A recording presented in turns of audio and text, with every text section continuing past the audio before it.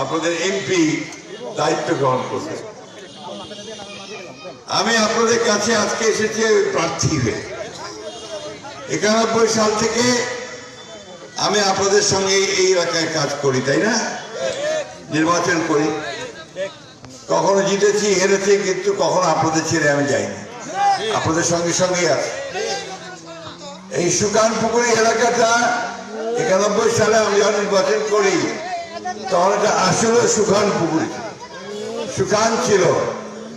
আপনাদের কৃষিকাজ ভালো হইতো না, পানি ছিল না, পানি পাওয়া যেত না, রাস্তাঘাট ছিল না, একেবারে আপনার যাতায়াত অযোগ্য ছিল।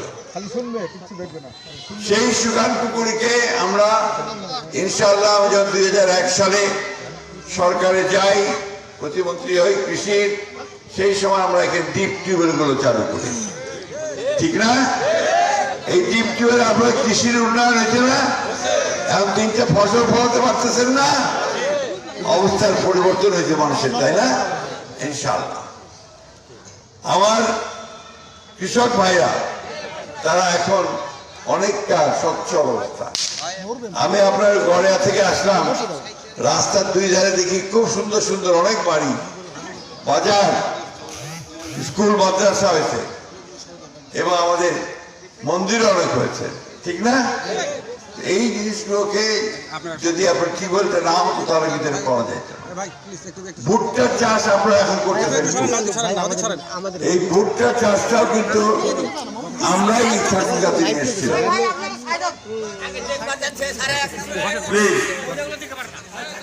এই ভুট্টা চাষ করার পরে এখন আপনারা কাজী ফার্মকে ভুট্টা দিতে পারেন এবং ভুট্টা দিতে পারেন, ওর থেকে সার নিতে পারেন, সেটা সাজের কাজে লাগাতে পারেন।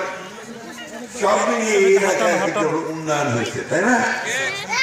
তো আমরা যদি আপনার ধানের শীষকে আবার জয়যুক্ত করতে পারি, আমাকে যদি আপনারা পাঠান পার্লামেন্টে, আমি অন্যান্যদের থেকে একটু বেশি সুবিধা পাবো। কেন বলেন তো?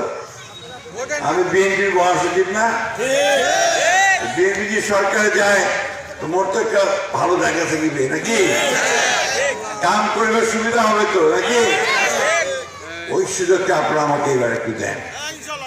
আমার ইলেকশন এটাই বোধহয় শেষ, এরপরে আমি আর সময় পাবো না হয়তো নির্বাচন করবার, অনেক বয়স হয়ে গেছে। তো আপনাদের কাছে আমার অনুরোধ যে আপনারা আমাকে এই শেষ বয়সে এই সুযোগটা আমাকে দেবেন, আমি আপনাদের জন্য কাজ করতে চাই। আমি শুধু আরেকটা জিনিস অনুরোধ করবো, আমাদের হিন্দু ভাই বোনরা কিন্তু আপনার কিছুটা অনিরাপত্তা বোধ করে, কি ভুল বলতেছি নাকি? এটা করে এই কারণে যে আমরা তাদের পাশে শক্ত হয়ে দাঁড়াতে পারি না, আমাদেরকে তাদের পাশে শক্ত হয়ে দাঁড়াতে হবে। কোন বিপদ আপদ যে কোনো কিছু আসুক, ভাইকে ভাই যেভাবে আপনার আশ্রয় দেয়, তার পক্ষে দাঁড়ায়, সেইভাবে আমাদের দাঁড়াতে হবে। এটা আমাদেরকে অবশ্যই করতে হবে।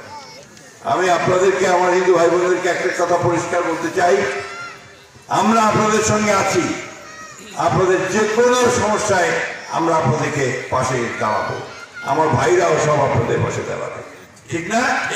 ইনশাআল্লাহ।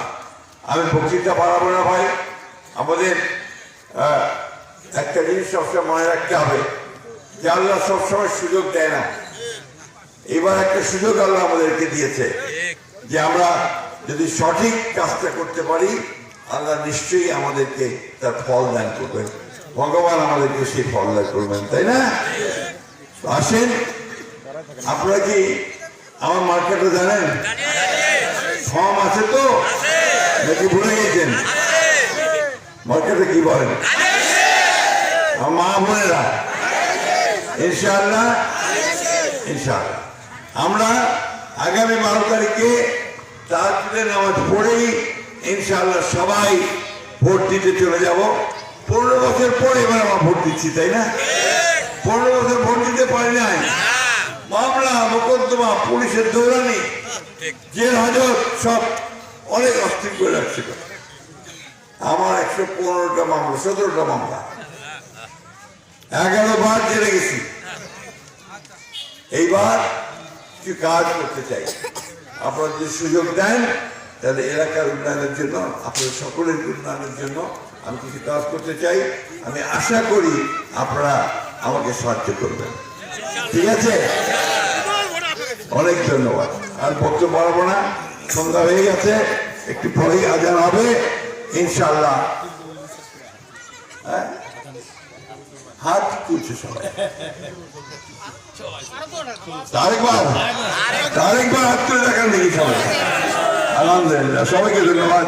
হিন্দু ভাই বোনদেরকে ধন্যবাদ, মুসলমান ভাই বোনদের ধন্যবাদ। আসেন আমরা এবার সুকান পুকুরিতে একটা ইতিহাস রচনা করি। আসসালামু আলাইকুম হিন্দু ভাই বোনদের।